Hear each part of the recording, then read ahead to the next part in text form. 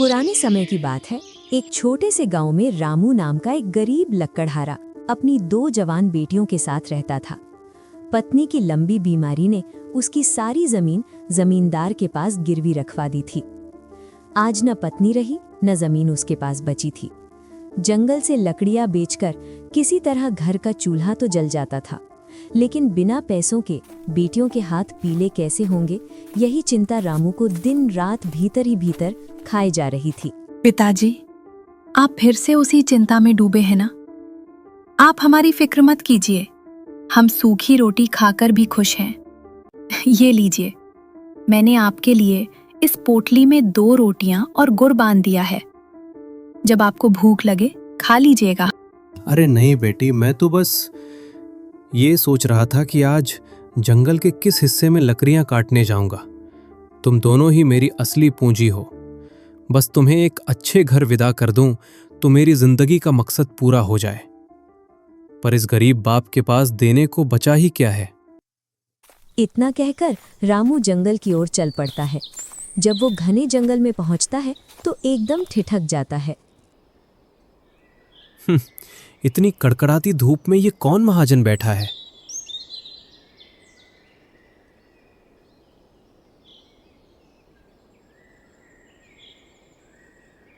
रामू अपनी कुल्हाड़ी नीचे रखता है। प्रणाम साधु महाराज, आप इस भयंकर गर्मी और सुनसान दोपहर में यहाँ क्या कर रहे हैं?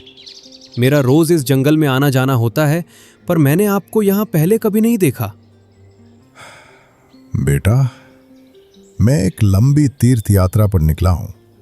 चलते चलते शरीर ने जवाब दे दिया तो इस पेड़ की छाया में रुक गया, पर प्यास से मेरा कंठ सूख रहा है, प्राण निकल रहे हैं। क्या तुम मुझे थोड़ा पानी पिला सकते हो? क्यों नहीं महाराज, अवश्य। आप हिम्मत रखिए। यहाँ पास ही में मीठे और साफ पानी का एक गुप्त तालाब है। मैं अभी जाता हूँ, आप यही मेरा इंतजार करें। रामू ने बिना देर किए अपनी थकान भुलाकर पास के एक गुप्त तालाब की ओर रुख किया।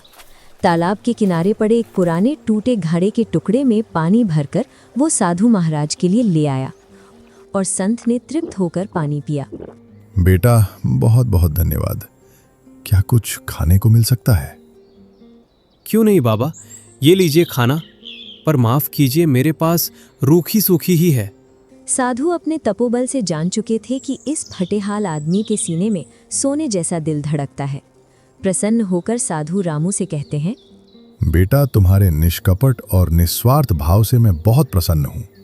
जैसे तुमने आज इस तपते जंगल में एक प्यासे की प्यास बुझाई है, वैसे ही देखना एक दिन ईश्वर तुम्हारी झोली खुशियों से भर देगा। मेरी एक बात हमेशा गांठ बांध कर रखना, आज के बाद तुम्हारी चौखट पर जो भी पनाह लेने आए उसे कभी खाली हाथ या बिना आसरे के मत लौटाना। महाराज, मेरे गरीब घर में जो भी रूखी सूखी होगी मैं आने वाले हर अतिथि को दूंगा, ये मेरा वचन है। समय आने पर सब समझ जाओगे बेटा। समय बलवान है, समय से पहले कुछ न हो पाता। दीन दुखी को आसरा जो दे सच्चे मीत, कठिन घड़ी में ईश खुद आकर करते जीत। एक अमावस्या की काली रात जब पूरा गांव गहरी नींद में सोया हुआ था और रामू अपनी दोनों बेटियों के साथ विश्राम कर रहा था, तभी अचानक किसी ने उसके घर की चौखट पर जोर से दस्तक दी। दरवाजे की कुंडी जोर जोर से खड़खड़ाई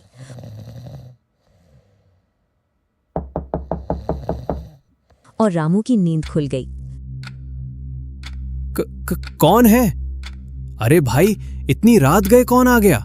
लकड़ियां खत्म हो गई हैं, सुबह आना। कहा ना कल आना। आज लकड़ियां बाजार में बेच दी हैं। आधी रात को मैं किसी अजनबी के लिए दरवाजा नहीं खोल सकता। चले जाओ यहां से। अगर तुमने आज दरवाजा नहीं खोला तो कुछ दरिंदे मुझे मार डालेंगे। भगवान के लिए मुझे एक रात की पनाह दे दो। रामू एक पल के लिए डर गया। उसे अपनी बेटियों की सुरक्षा की भी चिंता थी, पर तभी उसके कानों में साधु बाबा के शब्द गूंज उठे। आज के बाद तुम्हारी चौखट पर जो भी पनाह लेने आए उसे कभी खाली हाथ या बिना आसरे के मत लौटाना। रामू सहमे कदमों से दरवाजे की तरफ बढ़ता है और दरवाजा खोलता है। सामने एक आदमी काले कंबल में लिपटा उसकी चौखट पर खड़ा है। कौन हो भाई आप? और इतनी आधी अंधेरी रात को मुझसे क्या काम है? आपने अपना चेहरा क्यों छुपाया हुआ है? हे मित्र, मुझे आज रात तुम्हारे घर पनाह चाहिए। मुझे इसकी अत्यंत आवश्यकता है। पर मैं तुम्हें जानता नहीं। तुमने अपना चेहरा क्यों ढक रखा है? मैं तुम्हें अभी कुछ नहीं बता पाऊंगा।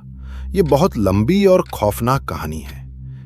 रामू बिना कोई और सवाल किए उस अनजान व्यक्ति को पनाह दे देता है और बाहर वाले कमरे में चटाई बिछा देता है। वो अजनबी बिना कंबल हटाए ही सो जाता है।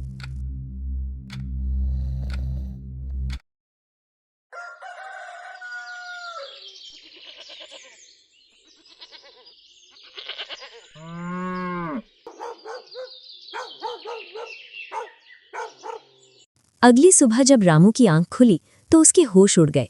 चटाई खाली पड़ी थी। वहां उस अजनबी का नामो निशान तक नहीं था।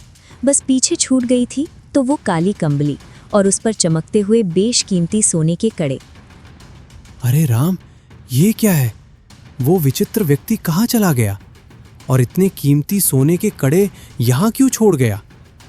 रामू ये चमत्कार देखकर खुशी हो रहा था कि तभी दरवाजे पर जोरदार दस्तक होती है। रामू दरवाजा खोलता है और भौंचक्का रह जाता है। सामने मंत्री, कुछ सैनिक और गांव का जमींदार खड़े हैं।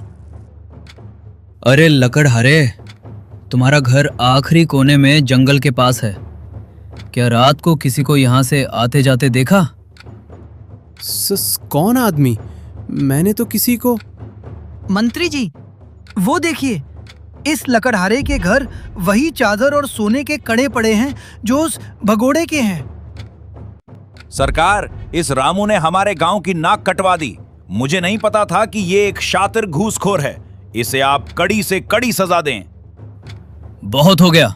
सैनिकों, इस गद्दार को बंदी बना लो और महल ले चलो, इसके परिवार को भी।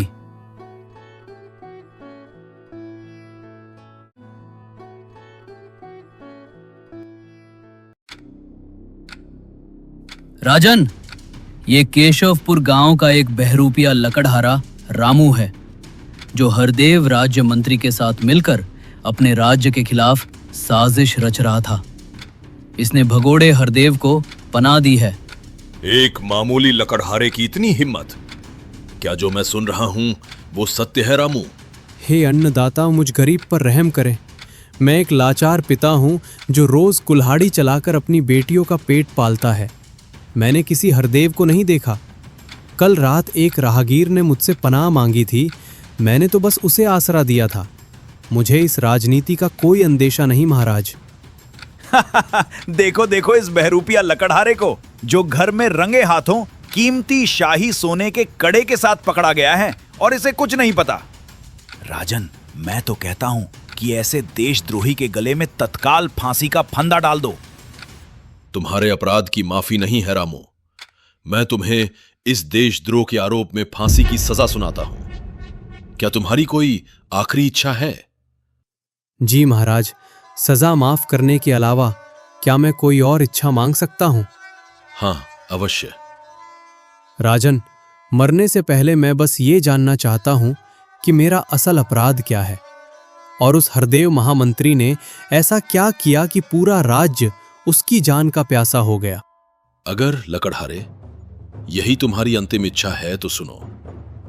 हरदेव इस राज्य का महामंत्री था। उसकी कई पीढ़ियां हमारे राजघराने की सेवा करती आ रही थी, लेकिन उसने मेरे विश्वास का कत्ल कर दिया। उसने राजकोष से मेरे पुरखों का अनमोल नीलमणि चुरा लिया। उस गुप्त खजाने तक सिर्फ मैं या हरदेव ही पहुंच सकते थे, क्योंकि उसका नक्शा केवल उसी के पास था। महामहिम राजन, ये पापी हमारा समय व्यर्थ कर रहा है।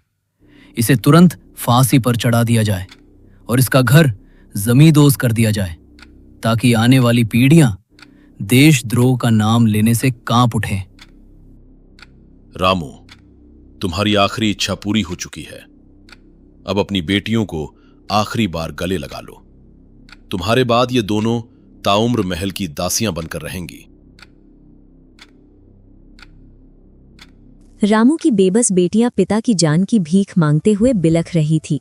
मौत रामू के बिल्कुल करीब थी, जल्लाद ने फंदा उठाया ही था कि तभी राज दरबार के भारी दरवाजों के बीच से एक ऐसी भारी और ओजस्वी आवाज गूंजी।